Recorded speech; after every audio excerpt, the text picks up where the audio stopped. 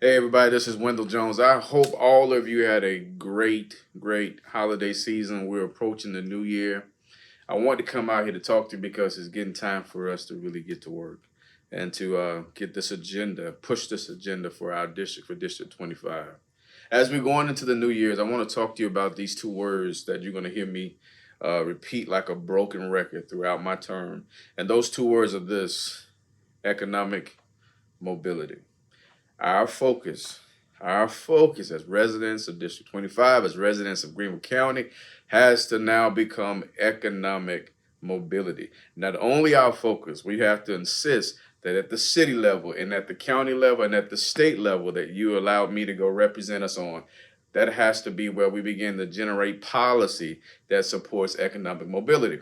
What is economic mobility? Here's a technical term. The technical term for economic mobility is the ability for an individual and their household to move upwards in their earning abilities, to be able to afford more, invest more. We need to have an economy. We need to have structures in place. We need to have plans in place. We need to have policies in place that allows you and those connected to you to move up in our earning abilities. That's the technical term. Here's what your grandma used to say to you when she used to tell you, I want you to do better than I did. That's what economic mobility is about. That we put things in place so that our children and our children's children have a chance to do better economically than we did. Right now, there are some hindrances in place. But listen, those things can be tackled, those things can be brought down. Hear me when I say this. This is about the betterment of Greenville as a whole. Economic mobility. Again, policy from the city council, policies from the county council, and policies at the state level need to focus on this. Because when we allow all of our citizens to participate in the prosperity of our efforts, it makes everything better. But listen, when we also exclude people or make it difficult for people to participate, we create weaknesses in our city, in our county, and in our state, which makes us vulnerable. We need to provide equitable opportunities so that people can move up. Listen, when you're dealing with economic mobility, there's three things you're going to hear me talk about all the time. These are the three things that really determine whether or not an individual is moving upward. First of all, education. Secondly, jobs. Third, housing. Education, jobs, housing. Education prepares us for the shifts in our economy, for the evolution of our economy. Right now, Greenville is attracting a certain type of business, certain types of businesses. We have to make sure that our workforce, you and I, have the skill sets to be able to participate in those jobs. And many of those jobs pay above the livable wage. As a matter of fact, that has to be one of our agendas when it comes to dealing with jobs. We need to make sure we're recruiting companies that will pay at a minimum a livable wage and hopefully above that. But education, we got to make sure our people are prepared for the shifts in our economy. Right now, Greenville Tech is doing a fantastic job. They're doing tuition free time.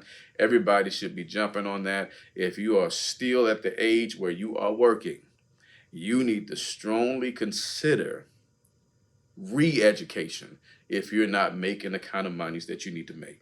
We're all talking about how expensive it is to live. We're all talking about how expensive rent is. We're talking about how difficult it is to purchase a home. That is our reality right now. There are some things we can do to work on that, but there's also some stuff I need us to do to prepare ourselves, because we can slow stuff down, but I don't think we can stop this trajectory that we're on. But you and I, if we do the right things, we can catch up to it. We can catch up to it. So education has to be key. We got to make sure our kids are getting what they need. We got to make sure us as adults, if we need to go back and retrain, we need to be considering doing that. Because right now, anywhere from 60 to 70% of the jobs that are coming into Greenville County require some level of certification.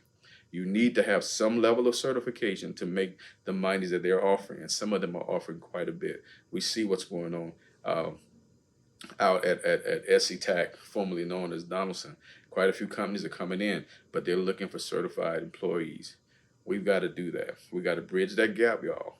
That's the education piece. Talked about the jobs piece, and what's proof that the education and the jobs piece is working for us is that your living conditions begin to change.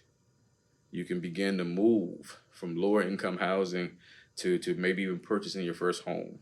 Right now, the major challenge is not purchasing a home. Right now, the major challenge is just being able to afford rent. We want to make sure that you're able to do just that so that we can get you out of positions where you're at the mercy of some people that may not be thinking about your well being. We need you to take initiative. We're going to do those things in the district. We're going to make sure those opportunities are made available for you. Economic mobility has to be the thing that we are striving for so that we can make sure that we elevate our district, elevate our county, elevate our state. I don't want us to miss out on any of this, and I don't want us to be a victim of any of this. We have an opportunity. So we're going to provide you opportunities. We're going to provide programming, events that's going to help our small business owners, especially in the area of jobs. Yes, I said about recruiting companies, but one of the things that I'm incredibly passionate about is equipping our existing small businesses to be able to grow so that you can begin to hire your neighbors and your neighbors' kids. And we begin to create an economy within our own district where we're taking care of our own. Also, we want to make it attractive for new entrepreneurs so that you can bring your new ideas and you have a support system, you have the financial backing, you have whatever you need to be successful so that you can learn how to scale. That's something that I do on a regular basis with companies. We're going to bring all of those resources to the district. You just have to show up and come and get it. We're going to set the table. You just got to come and get it. I'm giving you a lot right now, but listen, we're going to be talking to you continuously to educate you on this notion of economic mobility. If you hear this, if you're watching this, do me a favor, put down in the chat, economic mobility. I want you to have the ability to earn more so that you can live at another level, so that you watch this. It helps the county because when you earn more, you can pump more into the economy. You can buy more things. You can upgrade your home. You can do more things for your kids. You can inspire your kids. We can actually retain our kids. They can stay. They'll end up staying here because they realize that they don't have to move to Atlanta or Charlotte. They can make a good living here. We're trying to do that. We want to make our district incredibly attractive, incredibly fruitful. We can do that. This is a long game. It's not something that's going to happen in 12 months or 24 months, but we're definitely going to start making some strides toward it. Economic mobility. I'm counting on you. Let's partner together. Let's make this thing a reality. We're going into 2023 with a plan, but it requires your participation. All right? Much love.